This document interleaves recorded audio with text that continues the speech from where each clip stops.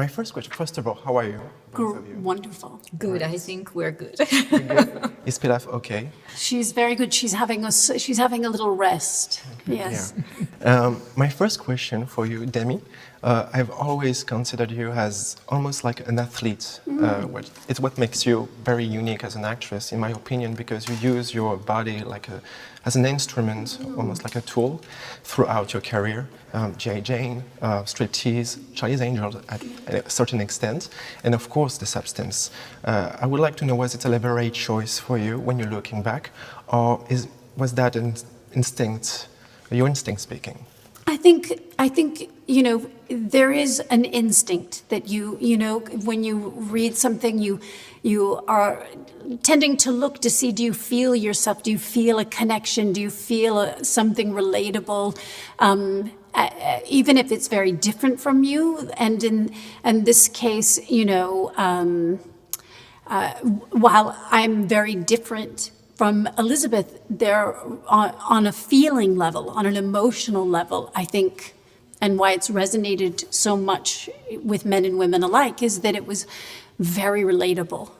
That kind of, violence that we can have against ourselves. And I think, of course, now that the film's been out, I've been sharing that when I was reading the script, the moment that I got to the point where she does the substance and instead of her body changing, a whole younger body comes out of her back, I was like, I'm in. But how do you see it with your previous roles, with how you use your body? In this case, I feel like it's off the limits, it's pushing very high. I think so, so much of the time for me, I read something and if it sparks something, in this case that's, obviously I've tended to choose things that are a bit provocative, maybe that stir the pot a little bit, but I think from within me, it's that I'm also looking to find the answers. I'm looking to explore that subject. And especially if I feel like there's something that's not just on the outside world or it's not making sense to me. So from, there's the two sides. There's looking at it objectively, but then it's looking at it from within me. There's usually a question, like G.I. Jane. I looked at it and said, why shouldn't a woman be in combat? If she wants to do it, if she's skilled enough to do it, why wouldn't we want somebody there? Why would we want to be gender biased in any way? Wouldn't we want the best people to be in the places that they want to be? So for me, it was a thought-provoking question, but it also gave me an experience of walking through something that challenged me on a whole different level, as did this movie. The word that comes to my mind when I saw the substance was devotion. Coralie is devoted to her role as a filmmaker, and you're devoted to your role also. What was the most challenging scene to shoot on set for you, Coralie, as a director, and for you, Demi, as an actress? Maybe it's not the same scene. I think there were many that were I don't know if there's any one. Exactly. That there was any one.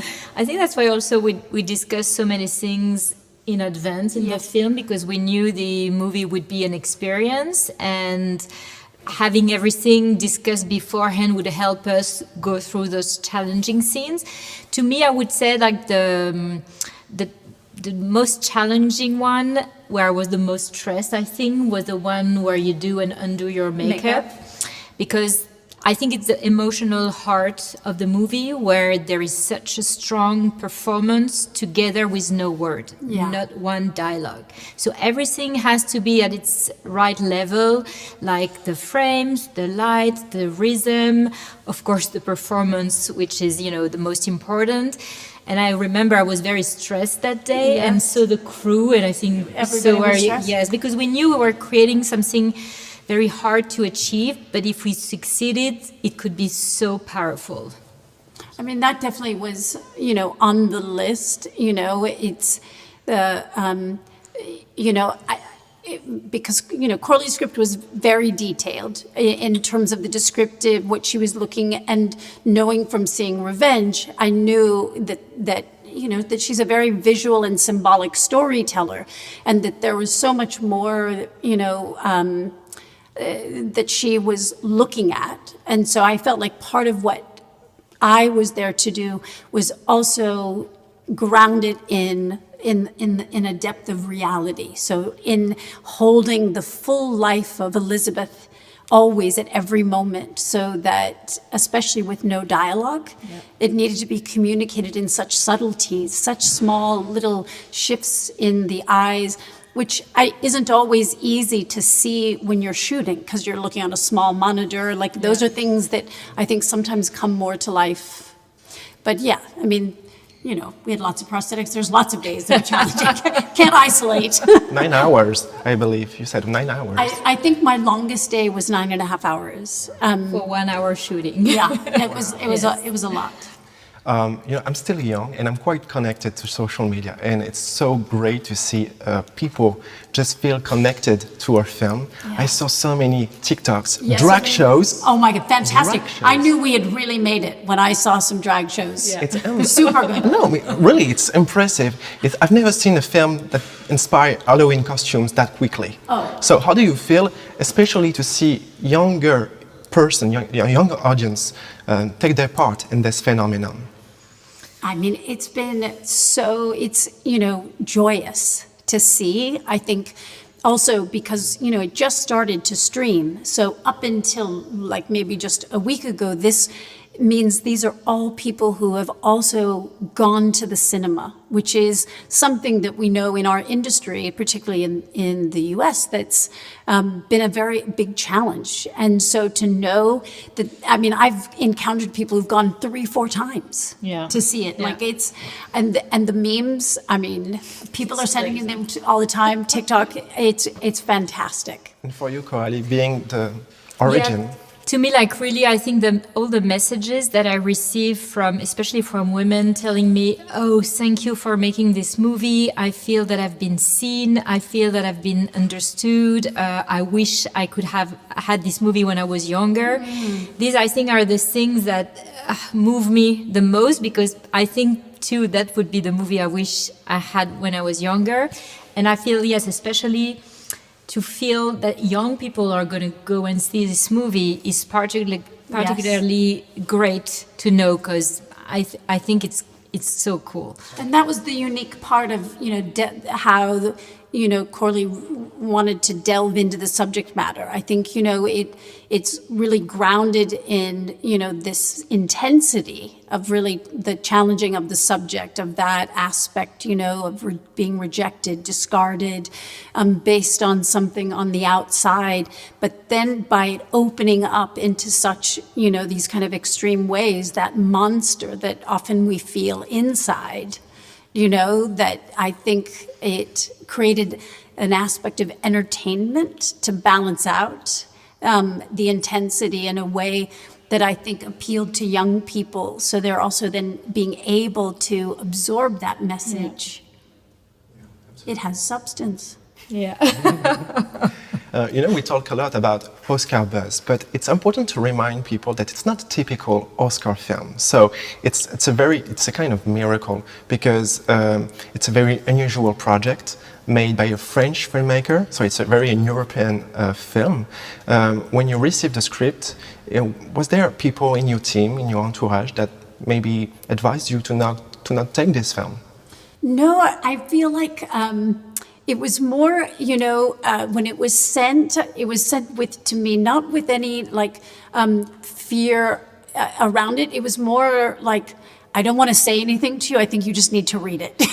I don't want to like, because either it was going to connect or not. And I don't think they could quite encompass it. And I actually felt a lot of encouragement from the people around me. I am overall very positive. I didn't feel any.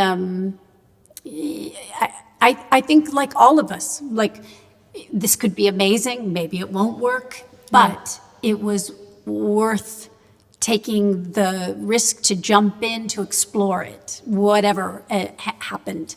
I mean, I didn't have any expectations. Even by the time we got to Cannes, I was like, I don't know. Like, I don't know, will people be with it? Will they not be with it? You never know. Until the film is born to the audience, you never know. You know, it was more like, I'm telling you, during Cannes, I kept looking over at Margaret going,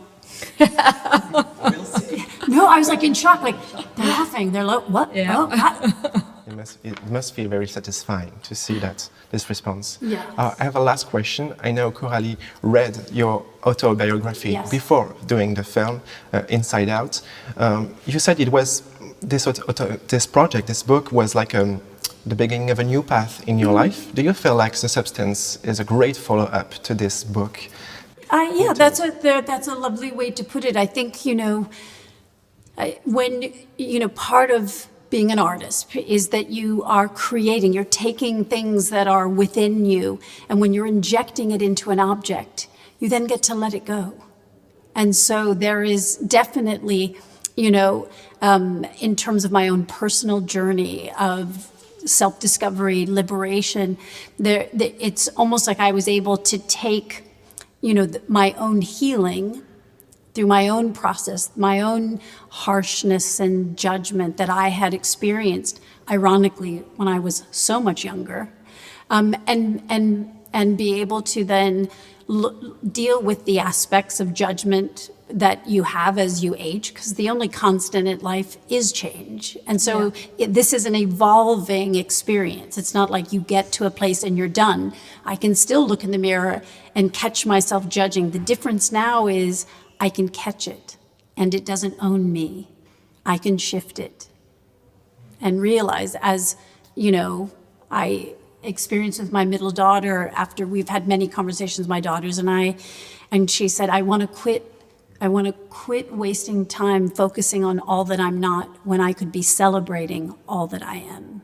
This is so great. Yeah. It's beautiful. I see a strong connection between your book and the film. Definitely. In terms of past and the place where you were. And I felt you were ready to jump into something so risky because in your life you had passed so many.